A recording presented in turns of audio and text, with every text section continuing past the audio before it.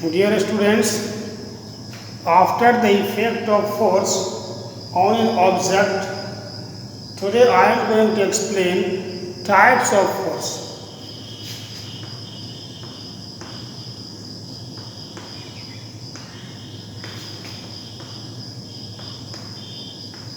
Types of force.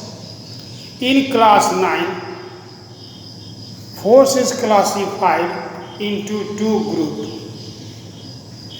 First is balanced forces. Balanced forces, and second is unbalanced. Unbalanced forces, more than one force. There are two types of force, balanced and unbalanced. What is the definition of balanced force? Question number 1. Balanced force, if the resultant force, acting on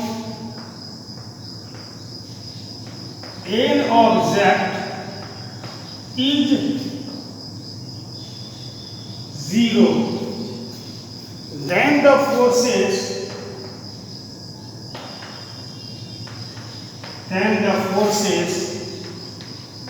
are called balanced forces. Resultant forces acting on an object is 0. What is the meaning of this statement? Suppose that an object is under the effect of a force, and here is also a force acting on it. It is force F1, it is force F2.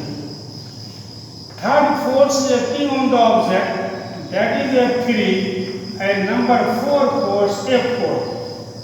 If all the forces are acting on the object and object does not move, we can say the object is under the effect of balanced force. This means F1 plus F2 plus F3 plus F4 equal to 0. This is the effect of all forces, various forces acting on the object. 0, this force is known as balanced forces. Clear? Similarly, we can define here second force. If the resultant of the forces acting on an object is not 0, if the resultant force acting on the object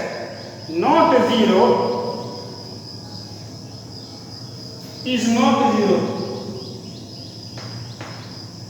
then the forces are called unbalanced. Here we have to get only one word, unbalanced force. So no any more difference between balanced and unbalanced force. Okay. If the sum of the all forces acting on the object is not 0, then the forces are called unbalanced forces. We can say under the effect of balanced force, there is no chance of movement in the object.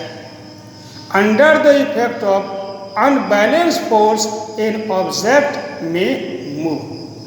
In case of balanced forces, each and every forces cancel every other forces.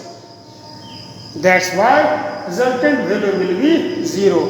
But in case of unbalanced force, there is no chance to cancellation of the forces.